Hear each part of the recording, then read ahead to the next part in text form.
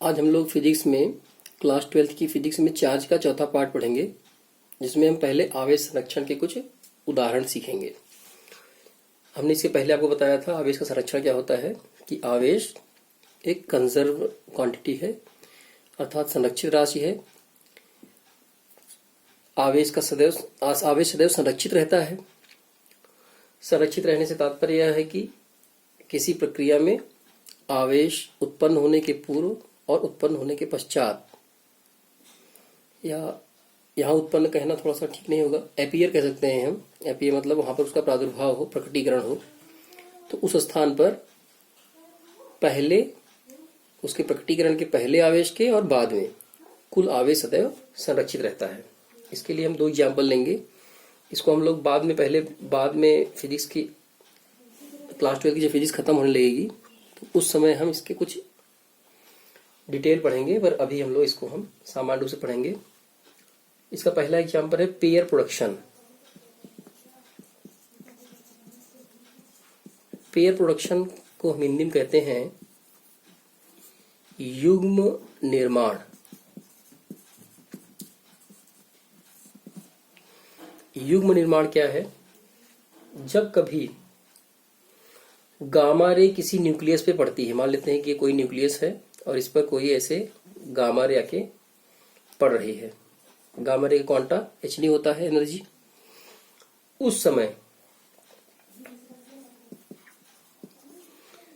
हमारा जो न्यूक्लियस है, उस न्यूक्लियस से दो चीजें उत्पन्न होती हैं, दो कण उत्पन्न होते हैं। एक तो होता है E पॉजिटिव, जिसको हम कहते हैं पॉजिट्रॉन, और एक होता है E नेगेटिव, जिसको हम कहते हैं इलेक्ट्रॉन। यहां अगर हम ध्यान दें तो गामा रे पर कोई आवेश नहीं होता, तो न्यूक्लियस से गामा किरण के टकराने के पहले कुल आवेश शून्य था, और यहां पर प्लस और माइनस मिला करके भी पुनः समस्त आवेश का मान शून्य है। अर्थात आवेश का पहले कुल मान शून्य था, अब भी कुल मान शून्य है। इसका सीधा मतलब है कि आवेश अभी भी संरक्षित है। इसी प्रकार से दूसरा एग्जाम्पल अगर हम लें, जिसको हम कहते हैं पेयर इनहिलेशन। पेयर इनहिलेशन में क्या होता है? Pair annihilation.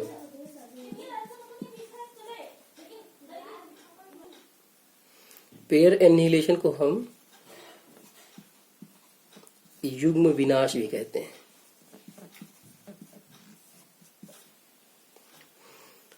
इसमें हम देखते हैं कि जब एक पॉजिट्रॉन और एक इलेक्ट्रॉन आपस में मिलते हैं, ये पॉजिट्रॉन है और ये इलेक्ट्रॉन है, तो इनके मिलने से, आपस में जुड़ने से दो गामा फोटोनों का निर्माण होता है।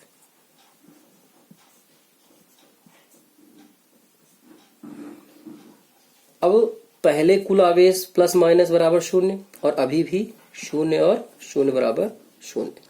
इस प्रकार से ये दो उदाहरण हुए हमारे आवेश के संरक्षण के। आवेश का जो अगला गुण है वो है कि charge is invariant. Charge is invariant. Charge invariant होने का मतलब क्या होता है? इनवेरिएंट की हिंदी पता नहीं क्या होती है, पर इनवेरिएंट का मतलब होता है कि जब भी चार्ज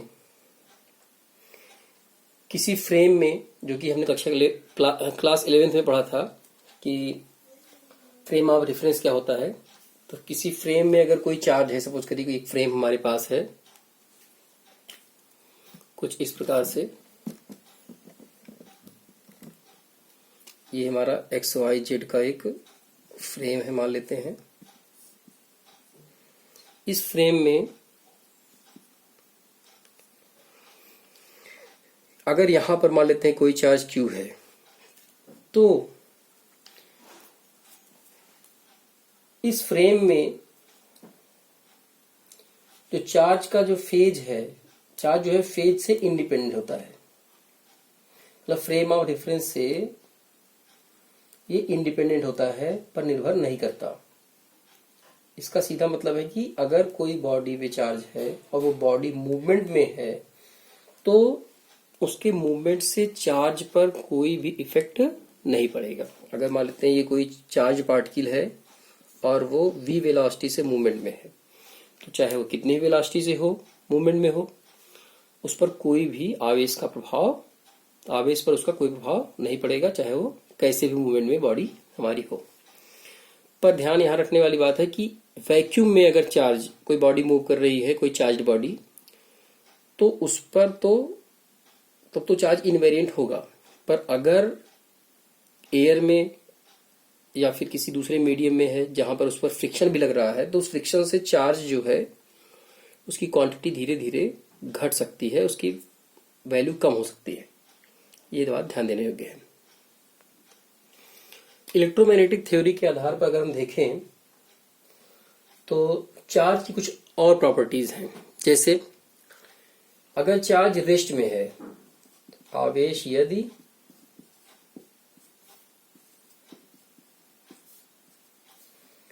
स्थिर अवस्था में है, if the charge is in rest, यदि आवेश स्थिर अवस्था में है तो केवल वैद्युत क्षेत्र उत्पन्न करेगा। It means only electric field it can produce.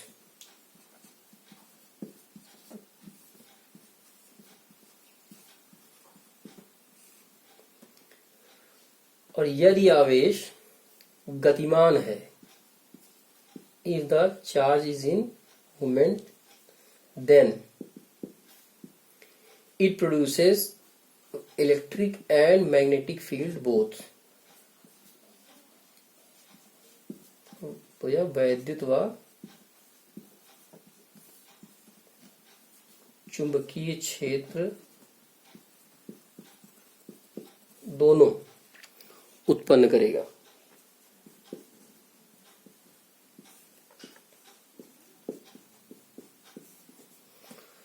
ऐसे अगर तीसरी प्रॉपर्टी देखें इलेक्ट्रोमैग्नेटिक थ्योरी के बेस पे हम,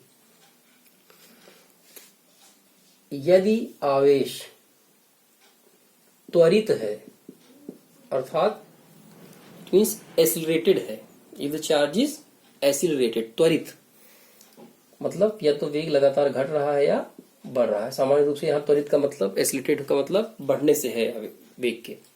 यदि आवेश गतिमान है और उसका वेग लगातार बढ़ रहा है, मतलब एसिलरेटेड है या त्वरित है, तो वैद्युत क्षेत्र तो उत्पन्न करेगा ही, चुंबकीय क्षेत्र भी उत्पन्न करेगा, तथा साथ साथ वैद्युत ऊर्जा, वैद्युत चुंबकीय ऊर्जा का उत्सर्जन भी करेगा।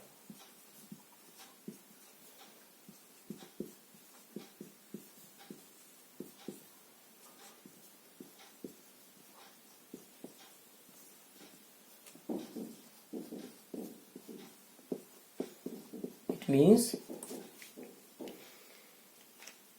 a charged particle, if at rest, produces only electric field in the space surrounding it, and if the charged particle is in unaccelerated motion, it means in a constant, if it is moved with a constant velocity, it produces both electric and magnetic field. And if the charged particle is accelerated, it not only produces electric and magnetic fields but also radiates energy in the space surrounding the charge in the form of electromagnetic waves। मतलब विद्युत चुंबकीय तरंग के रूप में जो ऊर्जा उत्पन्न करेगा यह वैद्युत चुंबकीय तरंग के रूप में होगी।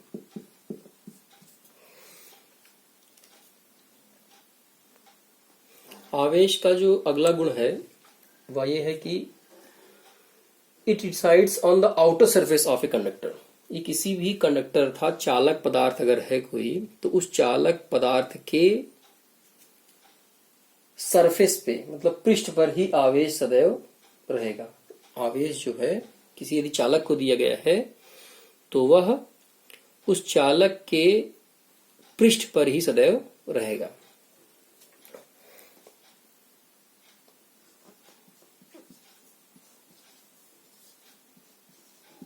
चालक को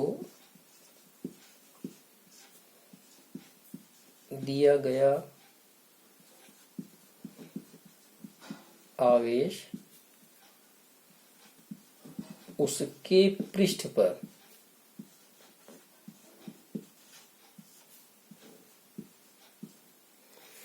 एक समान रूप से वितरित हो जाता है।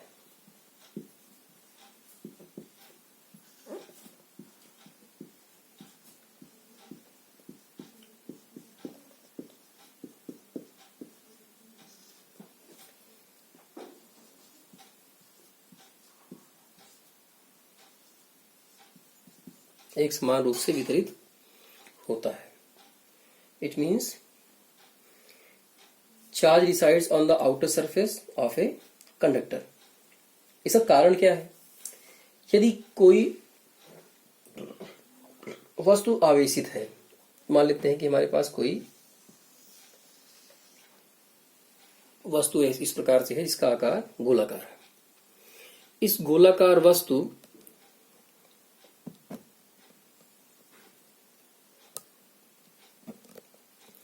पर जो आवेश हमने दिया है, मान लेते हैं इस पे हमने धनावेश दे दिया।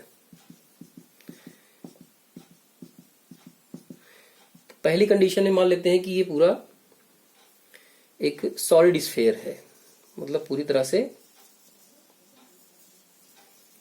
ये भरतू कोई धातु का गोला है, इसके अंदर धातु भरी हुई है। इस स्थिति में आवेश जो भी इस पर दिया गया है वह आवेश यदि इसके अंदर भी, इसके आयतन में भी रहना चाहे तो समान आवेशों में प्रतिकर्षण होने के कारण से आवेश एक दूसरे को प्रतिकर्षित करके अधिकतम दूरी पर बने रहने का प्रयास करेंगे, जिसके कारण से यह इसके सरफेस पे, इसके पृष्ठ पर आ जाएंगे। और कहीं अगर यह खोखला हो, खोखला होने के केस में क्या होगा? अगर कोई आवेश गोला ऐसा है जो कि खोखला है, तो खोखले होने के केस में भी यदि इस तरफ धनावेश हमने दिया है किसी गोले को, तो यह धनावेश अंदर की ओर इसलिए नहीं जाएगा क्योंकि वही क्रिया फिर होगी प्रतिकर्षण की, और उस प्रतिकर्षण से आवेश अधिकतम दूरी बनाएंगे, जिसके कारण से पृष्ठ पर ही आ जाएंगे। अब हम किसी वस्तु पर आवेश के प्रकटीकरण की या आवेश को अपीयर करने की, चार्ज को अपीयर करने किसी बॉडी पर, उसके मेथड्स वगैरह पढ़ेंगे। जैसे पहला मेथड है आवेश को किसी वस्तु पर उत्पन्न करने का या लाने का। पहला तरीका ये है कि उसे हम घर्षण के द्वारा ला सकते हैं, free by friction. Charging by friction. Charging by friction का क्या मतलब है? हम लोगों ने इसके पहले वाले पार्ट में चार्ज के पढ़ा था कि जब हम रेशम को जब हम बिल्ली की खाल से रगड़ते हैं, या क्षमा कीजिएगा, जब हम रेशम को आगनूस की छड़ से या फिर कांच की रॉड से रगड़ते हैं तो कांच की रॉड धनावेशित और रेशम ऋणावेशित हो जाता है। इसी प्रकार जब हम आगनूस की छड़ को बिल्ली की खाल या रेशम से रगड़ते हैं इसी प्रकार से, तो आगनूस की छड़ ऋणावेशित और यदि बिल्ली की खाल है तो वो धनावेशित हो जाती है। तो इस तरह से हमने फ्रिक्शन के द्वारा चार्जिंग पढ़ी है पहले से ही। दूसरा तरीका है चार्जिंग बाय इंडक्शन।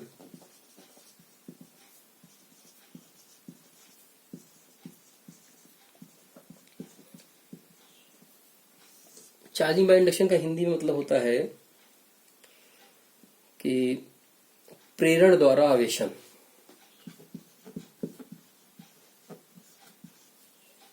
प्रेरण द्वारा आवेशन। प्रेरण के द्वारा हम आवेश का प्रादुर्भाव कैसे करेंगे, आइए देखते हैं। अगर सपोज करते हैं हमारे पास एक बॉडी ऐसे है और इस पर हमने पॉजिटिव चार्ज दे रखा है, और इसी के बगल में हम दूसरी बॉडी ले आते हैं, मान लेते हैं किसी भी शेप की है, मान लेते हैं स्फेरिकल है। तो जैसा कि हम जानते हैं प्रत्येक पदार्थ में धनावेश और ऋणावेश दोनों होते हैं, और जब यह न्यूट्रल होते हैं अर्थात उदासीन अवस्था में इन पर धनावेश और ऋणावेश की मात्रा बराबर होती है। तो अगर इस पदार्थ में अभी सामान्य अवस्था में कोई आवेश नहीं है, इस वाले पर मान लेते हैं बॉडी ए है और ये बी है, और जब इसको हम धनावेशित पदार्थ के पास ले आते हैं, कोई पॉजिटिव चार्ज बॉडी के पास ले आते हैं, तो जो हमारी सेकेंड बॉडी बी बॉडी है उसके नेगेटिवली चार्ज पार्टिकल्स या जो इसका नेगेटिव चार्ज होगा वो अट्रैक्ट हो जाएगा किसकी ओर, पॉजिटिव चार्ज बॉडी की ओर। मतलब कि बी का जो ऋणावेश है वह ए के धनावेश की ओर आकर्षित होगा, किंतु यह जो ऋणावेश यहाँ पर उत्पन्न हुआ है इसके कारण ये आया तो कहीं ना कहीं इसी बॉडी में से हो कहीं ना कहीं, और इसी के और इस पे धनावेश जो है ए बॉडी पर, वो ए बॉडी का धनावेश इसके धनावेश को प्रतिकर्षित करेगा, जिसके कारण से इस पदार्थ का धनावेश यहाँ दूर छुट जाएगा। अर्थात बी वाली बॉडी पर धनावेश ए वाले से दूर और ऋणावेश ए वाले के निकट हो जाएगा। ऐसे ही यदि अगर हम ए पे ऋणावेशित रखते, क्षण ए को ऋणावेशित रखते और बी को पास ले आते, तो इस तरफ धनावेश होता और इस तरफ ऋणावेश होता। तो इस तरह से हमने बिना ए और बी को टच कराए, बिना दूसरे को संपर्क में लाए, हमने ए और बी दोनों को, ए तो पहले पॉजिटिव था ही, बी को हमने चार्ज कर दिया। अब अगर हम चाहते हैं कि बी का जो पॉजिटिव चार्ज है, बी का जो नेगेटिव और पॉजिटिव चार्ज है वो बना रहे, इस पे कुछ ना कुछ आवेश रहे, तो हम एक क्रिया और कर सकते हैं। हम जिस तरफ से हमको आवेशन नहीं मिल, जिस तरफ से प्रेरण नहीं हो रहा है कि ये घटना प्रेरण है, उस तरफ से हम दूसरी तरफ वाले भाग को हम अर्थ से कनेक्ट कर सकते हैं। जैसा कि हम जानते हैं पृथ्वी ऋणावेश का भंडार है, इसलिए यह धनावेश को संतुलित कर देगी। और इस प्रकार अब हमारा जो बी भाग बचेगा वो इस तरह से हो जाएगा। हमारी क्षण ऐसे है, क्षण हमारी ऐसे है,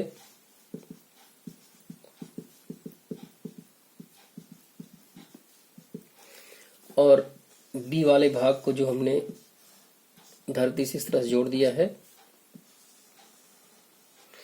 इस तरफ जो ऋणावेश था वह ऐसे ही बना रह जाएगा, किंतु धनावेश इस पर नहीं होगा। इस कंडीशन में अगर हम ध्यान दें तो इस पर जो Q का मान है वह शून्य है और जो विभव है वह धनावेशित है, पॉजिटिव है। इस वाले अगर हम देखें तो Q की वैल्यू क्या है, वो नेगेटिव है। देखिए यहाँ शून्य था क्योंकि ऋणावेश की मात्रा धनावेश की मात्रा समान थी, किंतु यहाँ पर धनावेश नहीं है, तो कुल आवेश क्या हो गया, ऋणावेशित हो गया, नेगेटिव हो गया। पर विभव कितना हो गया, यहाँ पर शून्य हो गया। धरती से जब हम किसी वस्तु को जोड़ देते हैं तो वो ऐसे भी। इस तरह से हमने देखा कि अगर अब हम ए को हटा लें, बॉडी ए को हटा लें और अर्थ से जो कनेक्शन है वो भी हटा दें, तो इस केस में जो हमारा तीसरा केस होगा उसमें ये जो नेगेटिव चार्ज है वो पूरी बॉडी पे इक्वली डिस्ट्रीब्यूट हो जाएगा और ये बॉडी हमारी परमानेंट चार्ज हो जाएगी। तो इस तरह से हमने एक तरह और तरीका सीखा कि हम किसी बॉडी को परमानेंटली चार्ज कैसे कर सकते हैं। यहाँ एक तरीका हम और अपना सकते हैं। अगर हम इसको अर्थ से कनेक्ट ना करें और यहीं से इसको बी को कट कर दें, किसी तरह से कट करके इसको हटा दें, तो जो अब पार्ट जो बचेगा, बी का जो हिस्सा बचेगा वह सदैव के लिए ऋणावेशित हो जाएगा। यहाँ सदैव का मतलब है जब तक इस पर ऋणावेश रहेगा, क्योंकि आवेश का जो है क्षरण भी होता रहता है। क्यों? बहुत सारे कारण हैं, वायु का घर्षण आदि। तो इस तरह से भी हम बॉडी को चार्ज कर सकते हैं। अब अगर इसको हम इस वाले को हटा दें तो यह ऋणावेश इस पे समान रूप से वितरित हो जाएगा। तो इस तरह से हमने सीखा कि प्रेरण द्वारा आवेशन कैसे होता है। देखिए, प्रेरण द्वारा जो भी आवेशन होता है इसमें कुछ बातें और भी जानने योग्य हैं। जैसे पहला पॉइंट इसमें यह है कि जो बॉडी जिसके कारण से इंडक्शन हो रहा है, जिसके कारण से प्रेरण हो रहा है, उस बॉडी पर आवेश की मात्रा सदैव समान ही रहती है। जितनी पहले थी उतनी ही रहती है। उसका आवेश न तो घटता है ना तो बढ़ता है। जैसे मैंने ए बॉडी की बात की थी, तो जो हमारी ए बॉडी थी उसका चार्ज हमारा न लूज हुआ था और ना ही उसने गेन किया था। It means inducing body neither gain nor loses charge. और दूसरा पॉइंट इसका क्या है कि nature of induced charge is always opposite to that of inducing charge. इसका मतलब ये हुआ कि जो दूसरी बॉडी, पहली बॉडी की तुलना में जो दूसरी बॉडी थी, वह उस पर जो आवेश उत्पन्न होगा वह पहली वाली बॉडी के आवेश का विपरीत होगा। जैसे हमने ए पर जो आवेश उत्पन्न किया था वो धनावेशित था,